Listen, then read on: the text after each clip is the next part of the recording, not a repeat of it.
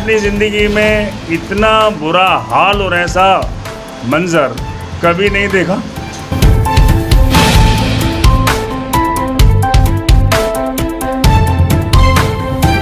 गंदे जानवर, सूअर कब्रिस्तान में घूम रहे हो, वहाँ चल रहे हो।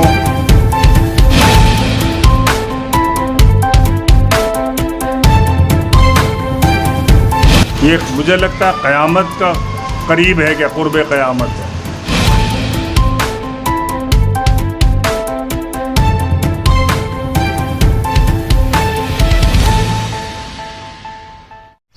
यह है सुंदर नगरी का कब्रिस्तान।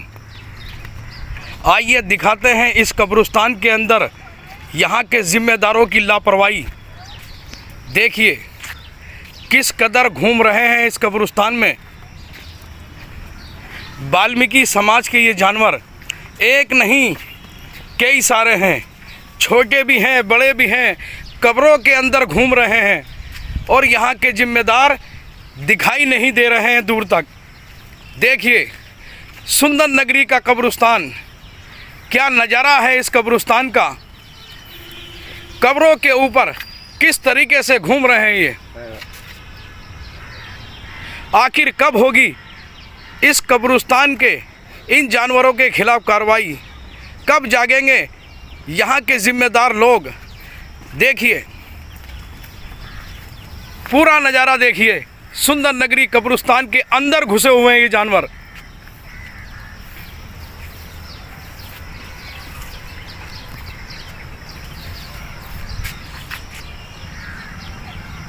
तो दोस्तों इस वक्त हमारे साथ में मौजूद हैं इस्लामिक स्कॉलर डॉक्टर मकसूद हसन कासमी साहब, जो के ओखला विहार की कहकशाह मस्जिद के काफ़ी टाइम इमाम भी रहे हैं।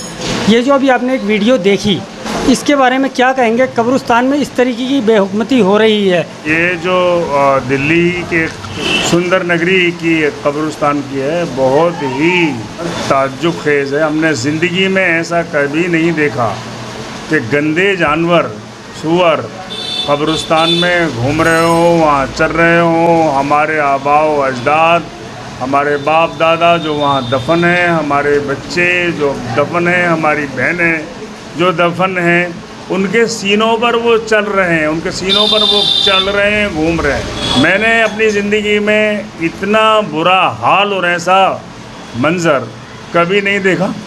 ये मुझे लगता है क़यामत का करीब है, क्या क़ुर्ब क़यामत है।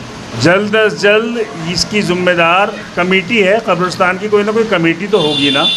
कब्रिस्तान की देख रेख कौन कर रहा है, कौन उसका इंतज़ाम कर रहा है, उसकी ज़िम्मेदारी है कि इसकी देख रेख करें और हटाएं। कब्रिस्तान की दीवार हो, कब्रिस्तान की चारों तरफ से हदबंदी हो, दीवार हो, ताकि उसमें गलत और गंदे जानवर और ना जा पाएँ। ये उनकी ज़िम्मेदारी है। वो ज़िम्मेदारी अपनी क्यों नहीं अदा कर रहे। चाहे मर्द हो या औरत हो, कब्रिस्तान में चलना, घूमना, उसको रास्ता बनाना, ये और ज़्यादा, बहुत ज़्यादा बेहयाई, बेशर्मी और गुनाह का काम है। कब्रिस्तान में जब जाते हैं तो वहाँ जाकर के इंसान को अपनी मौत याद आ जाना चाहिए कि मुझे भी यही, मेरा घर भी यही है, मुझे भी इस मिट्टी का पैबंद बनना है। तो वहाँ जाकर के आदमी खुदा से डरता है, इस्तिग़फ़ार करता है। अब जूते पहन करके घुस रहे हैं कब्रिस्तान में, आपने रास्ता बना लिया, सूअरों का घर बना लिया। ऐसी कमेटी को मैं इस बड़ी ज़िम्मेदारी के साथ कह रहा हूँ, उस इलाक़े के लोग जिनके आबाओ अजदाद, जिनके बच्चे, जिनके बड़े, जिनके बाप, जिनके दादा वहाँ दफन हो रहे हैं, ये फ़र्ज़ है उस कमेटी को हटाए। उस कमेटी को हटा करके बर्खास्त किया जाना चाहिए। नई कमेटी आए या नए लोग आए, ये जो भी आए, उसको पूरी फुल्ली हिफाजत होनी चाहिए कब्रिस्तान की।